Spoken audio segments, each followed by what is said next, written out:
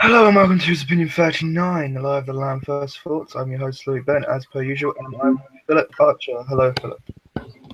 Hello, Louis. Good to see you. Right, I need to shut this thing off. Let me just do this first, and we can. We've just watched episode 8 of series 10. Can't believe we're on episode 8 already, Lie of the Land. What did everyone think? I thought it was different than what I thought it was going to be, actually. I was surprised. Not as I don't know how to explain. Not as complicated as I thought it would be. What about you, Philip? Yeah, I would agree with that. It was very straightforward laid out, and it also it kind of had a flavour of turn left. And like Last of the Time Lords with the Yes, it had a kind of big I can't say that word. I'll try another one.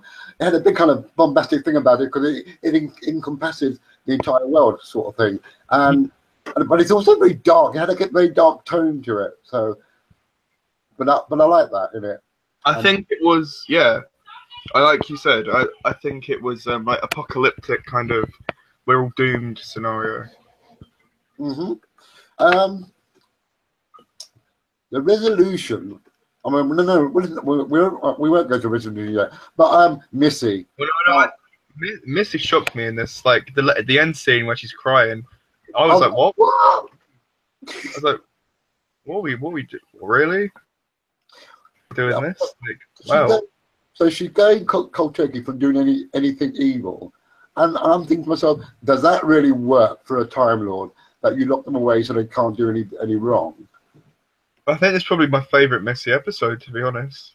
I'm going to agree with you on that one. Because Stephen Moffat didn't write for it. Who was this? This was Toby Whithouse. Whitehouse or White something. Toby Whithouse. Whitehouse. Okay, he's done well then. I particularly did like the bit where she's explaining, trying to help the Doctor find out how to defeat the monks, and she's having that kind of monologue with them, and almost playing with them to try. Oh, you're getting cold, you're getting chilly, and all that. That was quite fun. I like that. It was interesting as well that she's actually met them before, and how she killed a little girl. Oh, through in the volcano. Yes, that made me giggle. There is a few things that I've got a few problems with in this episode. I think that it started out really cool. Personally, for me, I think this should have been part 2.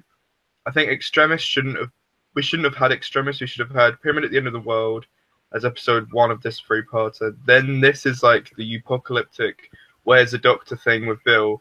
And then episode 3 could have been the big dun-dun-dun. Because in this one, it felt like the monks weren't really in it.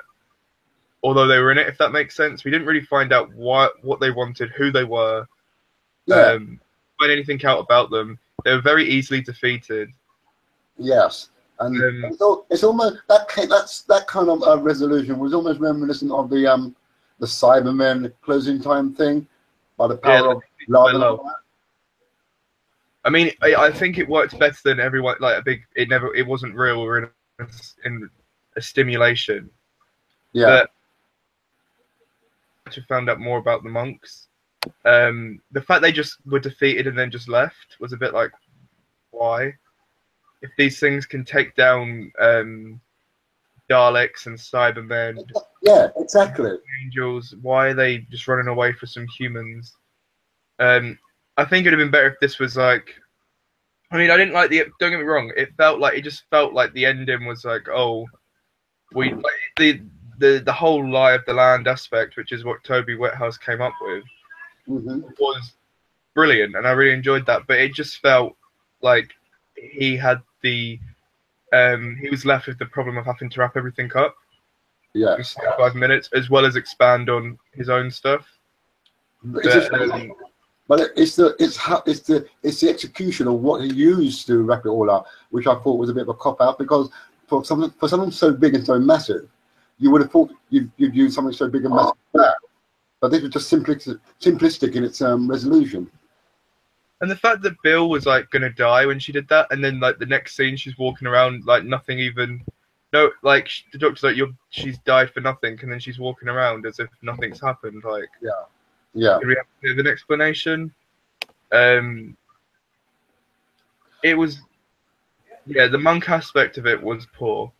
The But fake, the characters were the strong. fake, yeah, the fake regeneration scene. I don't know. Did we even need? Can you That tell? was in there purely for trailer usage. Ah, I think that was just put in there to get people talking. oh man, I hate when they do that though, because it's like you're expecting something from it, and then it comes nothing. I mean, Sally Spyro, her character, who the hell is she? Yes, we're still yet to see that. As speaking, And Johnson. Johnson. You see, this is it though. I mean, this is now going through the cold turkey redemption side of herself at the moment. So does that mean then that they're going to come across her other incarnation somewhere in their travels, and then she's got to fight against him? Doesn't make any sense. But I'm interested to see where this is going. I mean, next week looks fantastic. You see the trailer for that? I was like, wow. But their new way of, shall we say, killing people, that looks a bit weird. Scrunching them up into a ball. Yeah, that's a bit weird. Yeah, that was something I saw, and I was like, oh, don't ruin it. But I mean, Empress of Mars was the one I've been looking forward to since the beginning of this series. So yeah, and it looks like it's going to be a lot more action-packed than what we've had so far. And they do say that it's the most violent one yet. So that's a good bonus in my book. And to see her, the Ice Warrior Queen, saying "Rise, my whatever" and all that, and seeing it actually, yeah, and seeing her in action, I thought, yes, this is going to be a good one. I look forward to this one. I will do. What about you? It's nice to see an army of Ice Warriors. Yeah. We've not seen in the new series like a proper, because let's face it, the classic series Ice Warriors look pretty shit, whereas the new series ones look pretty decent. So it's nice to actually see an army of decent Ice Warriors. Yeah, yeah. But I love Nardo in this one. Well, this one was good, and there again, he's mentioning he got an arm from here, there, and everywhere. So all of him is made of bits and bobs, really. Quite funny. Yeah. And then she's like, when she keeps hitting him on the shoulder or on the arm, ow, that really hurt. Yeah, we need to stop this. Oh, I'm going to beat the shit out of you. That made me laugh. Yeah. But I think, I think Pearl or Bill in this one, she had a very strong characterization in this episode. Unless you disagree, I don't know. What do you think? No, I agree. It helped build on her character a bit more. Yeah, and when she was so frustrated and so sort of like confused and angry, that really came out from her, and I liked that in her. I liked it very much. I thought so. A+ for that. A+. I agree. I mean, it's a shame we didn't pick up from last week. I thought, with the fact that there was no Erica, the little the lab assistant. Oh yes, of course. It's a shame. I really liked her. It's a shame we didn't see what happened to Erica. Yeah. But again, that's just a minor nitpick. The other nitpick I have is when Nardo explaining him waking up from that point in the fume in the TARDIS, and we don't get to see that happening. He just relaying the information of what occurred to him, and it's like, okay. That did make me laugh though. And he's like, "Oh, I've been in bed for six weeks." Yeah. But so it's a good episode. It was all right. It's a good I episode. wouldn't say it was the weakest of the series. No, I don't think it was either. I don't think it was. That's Knock Knock, and then I would still put the pilot above it. And I think I would put this one kind of next to Extremis. Next to Extremis, no, actually, I would say it's exactly the same for me as Thin Ice. Okay, yeah. I mean, I've always put Thin Ice at the forefront of all the episodes so far. I might actually put this one ahead of Thin Ice, purely because it was all right. It was fine. But I know that the Emperors in Mars are going to be. So I think this is I think that out of the 3 episodes we've got for the Monk trilogy, I Yeah, think Pyramid was probably the strongest. the middle For one me. or the first one? Is that the first one? No, the second one, Pyramid at the End of the World, would be the strongest for me. Because I think Extremis was good, but then I just got pissed off that it was all fake. Yes. I see what you mean. Yeah, I got you. No, I kind of like Extremis. I think I would have put that above, over Pyramids and over this one we just had. So I mean, no, I liked Extremis, but I just thought that was very pointless, waste of it.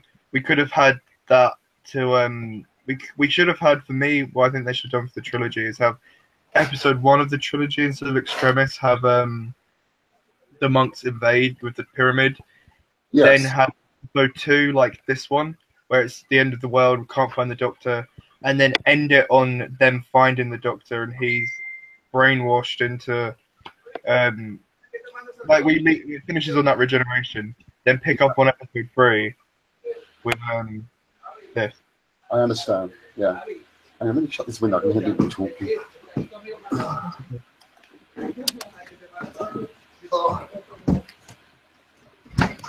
Okay, let's see if that's muffled them out a bit.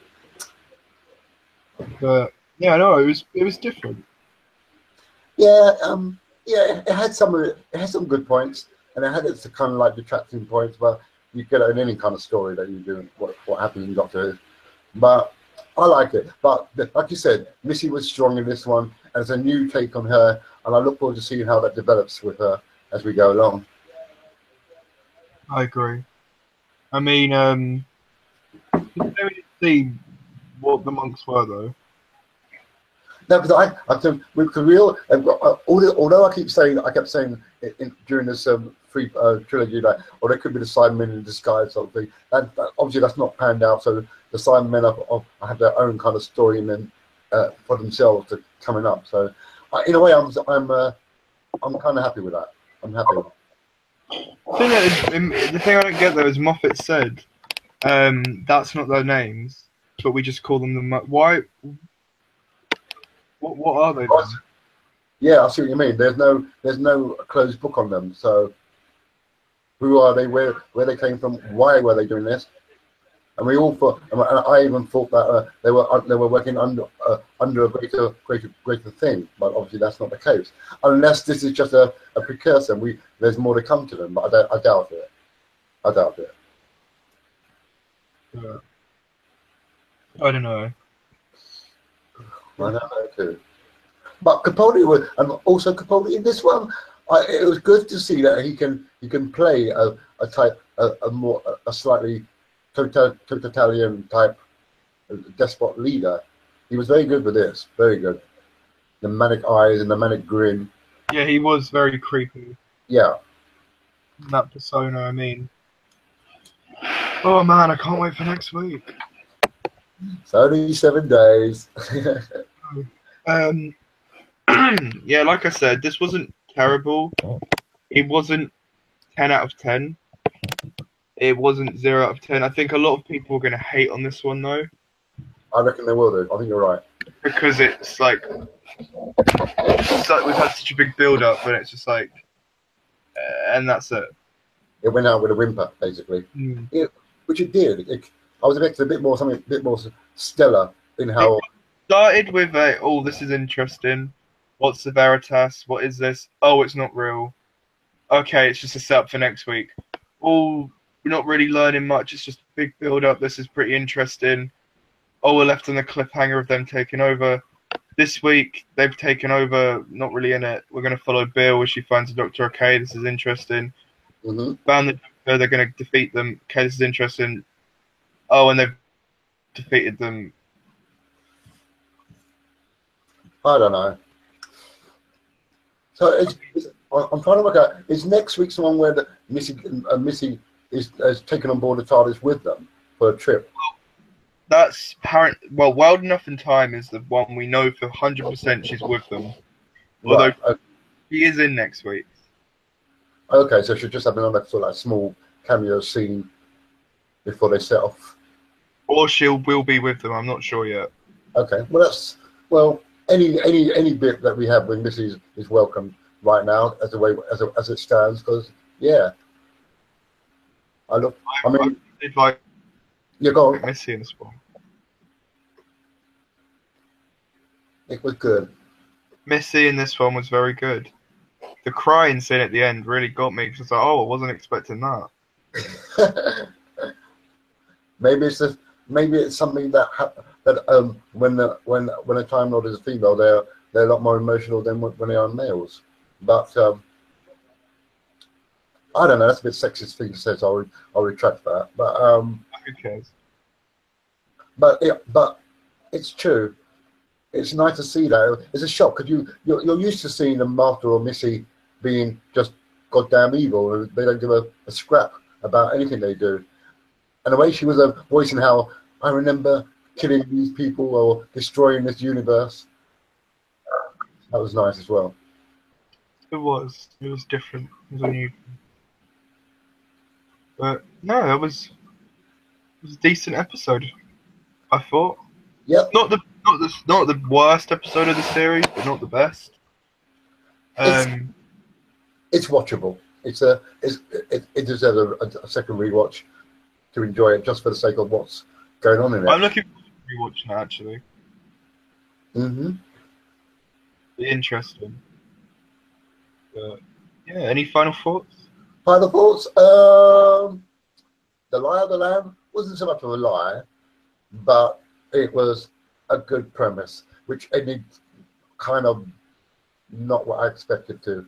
It ended on a whimper for me.